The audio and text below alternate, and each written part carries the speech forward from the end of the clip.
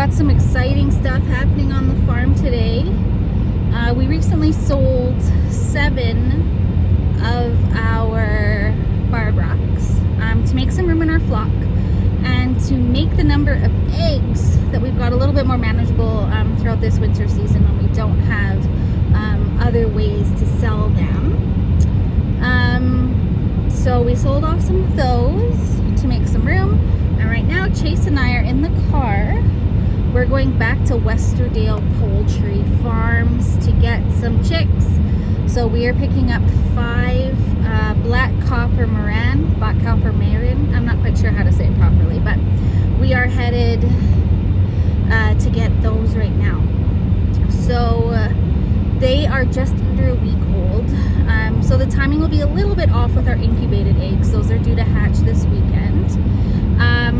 But we're thinking we'll be able to just plop them all in together once ours hatch from the incubator. And then we'll have a really, really, really good mix of chickens, different colored layers and things that we can grow out and eventually add to mix in with our current pure white Americanas and the barred rocks, and then our white crested black Polish bantam. So that's kind of what we're working on right now. Our goal really is to diversify our flock. So our first round with the chickens was last year, and that's when we got all those barred rocks. And so honestly, we had a really good success rate that we weren't really expecting. Being first time chicken owners, we were kind of accounting for some mistakes to be made. We were really lucky. I mean, we did a lot of research and we did what we could to be prepared, and we haven't lost a single one in our care other than the ones that we had previously talked about. But that first batch of chicks all did really, really well, and they're becoming quite prolific layers for us. So I'm hoping we're going to be able to really transfer that knowledge onto these guys. So our goal for our farm with our chickens is to really be able to have multiple revenue streams. So the first one is eating eggs. So when you buy farm fresh eggs and you open up that container and you've got cream colored eggs and brown eggs and Easter eggs and blue eggs, some olive eggs, and then the black copper Marans have that really, really dark brown. When you look at that, like, that is much, much more exciting and interesting than a carton of all brown speckled eggs. Not that there's anything wrong with that, but that's just kind of like what our goal is, to really have something that is really, deluxe, premium, something like that, to sell to our customers, because we want them to know that quality is at the top of our mind, and we want to have something really interesting for them to eat and to buy. Yeah, buddy. I will connect to that in just 1 second, okay? Thank you. And then so that second revenue stream will be eventually hatching eggs. This is our first round doing a test run of our own eggs. We have them in with hatching eggs that we bought from Westerdale. But I don't feel comfortable selling our own as hatching eggs yet. I want to test our fertility rates. I want to test our hatching rate. So before I hatch, I think my goal is going to be to hatch 100 of our own eggs so that I have a really true, viability rate before I start selling them. I don't know how long that will take. That might take a couple years. It might take 3 or 4 years. I'm not sure. It kind of depends on how things go around here. But I want to make sure that what I am selling to people is something that's quality and not something that I haven't seen for myself, And so that leads us to our third revenue stream. We're stopping at Tim Hortons on our drive, and then I will connect it because I have to be pulled over, my love. Okay, just a minute, okay? So the next, revenue stream that we would have is while we're testing out hatching all of our own eggs. That means we're gonna have a lot of chicks. And so that'll be our third revenue stream, is selling those chicks that are maybe 1 day old, 1 week olds, to people who aren't really ready to hatch but do want to have that baby chick experience. The fourth revenue stream is going to be pullets. So chickens that aren't quite at point of lay, but are not requiring to be in a brooder, not requiring heat. So they'll be fully feathered out, kind of in that grow out phase. So people can get them and then raise them that last month, maybe 2 months before they're really at point of lay. And then that last step will be point of lay, right? So people that don't really want, you know, it costs a lot of money to get a chick. I'm pulled over now, just to let you guys know.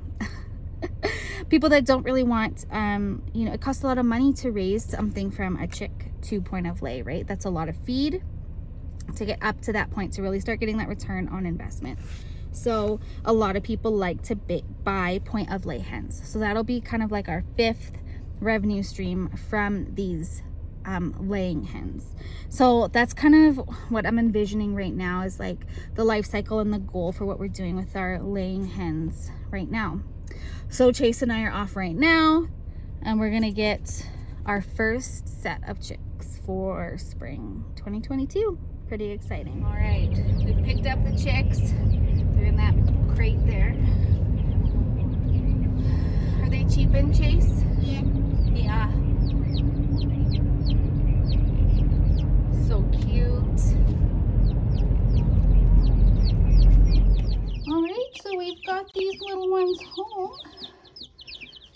Everybody so far is looking good. Just sort of sorting out the water and the food situation over here.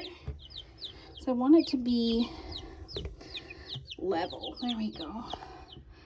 Okay, so now what I'm gonna do, they seem to be warm. They're kind of huddling away from the heat. So what I'm gonna do is I'm gonna take one. It's okay. Here. I'm gonna dip its beak in the water. There you go. It's okay. There, so that they know where the food and water is. Yeah, you guys are okay, huh? Here you go. See, they're starting to drink now. So especially when we're just bringing them home.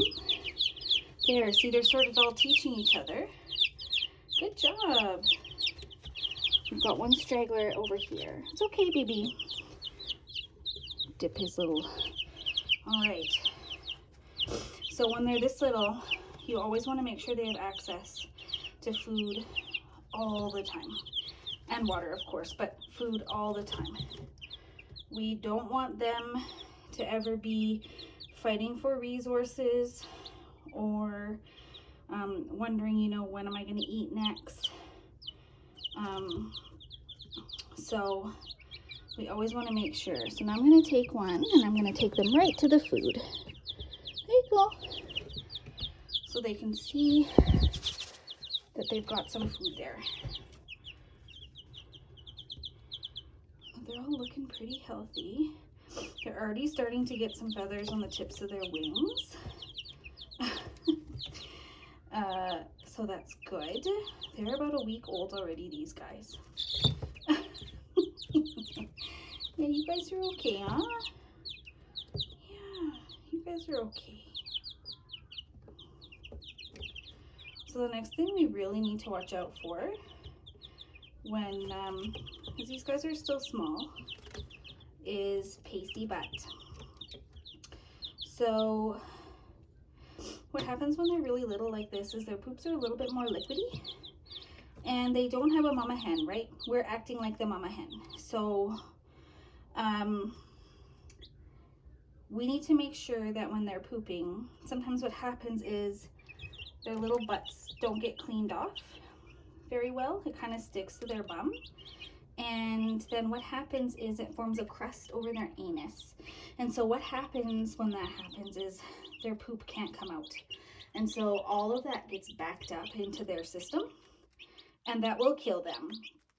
So it is our job to make sure that we are watching them very, very closely to make sure that they don't have pasty butt.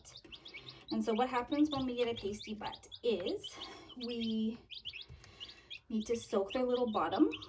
I usually use like a wet, warm wet paper towel.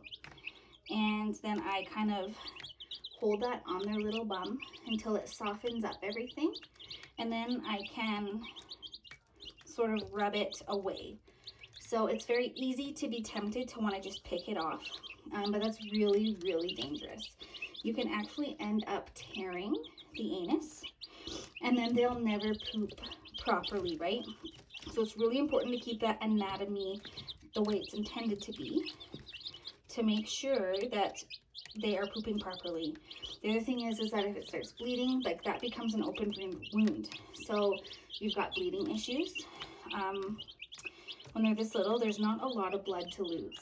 So yeah, that's really not an ideal situation there, right? They can really quickly go into shock if that happens. The other thing you have to worry about if that happens then is infection. So if you're introducing an open wound into an area where there's already inherently a lot of bacteria, right? Where there's poop, there's bacteria. And so right now you'd be constantly having bacteria entering an open wound. And so, I mean, I don't think the prognosis for the chip would be very good at that point. So it's really important to do it really slowly, making sure it's wet and it comes off easily without too much picking at it.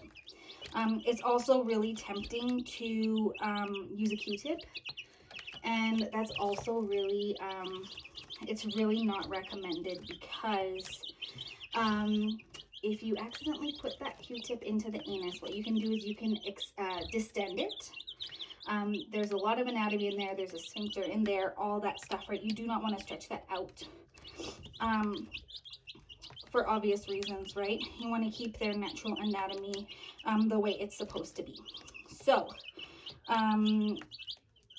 if you've got one that's really, really stuck on there and using like a really wet paper towel doesn't work, sometimes what you'll have to do is soak their entire butt in like a tiny dish of warm water and then slowly work it off.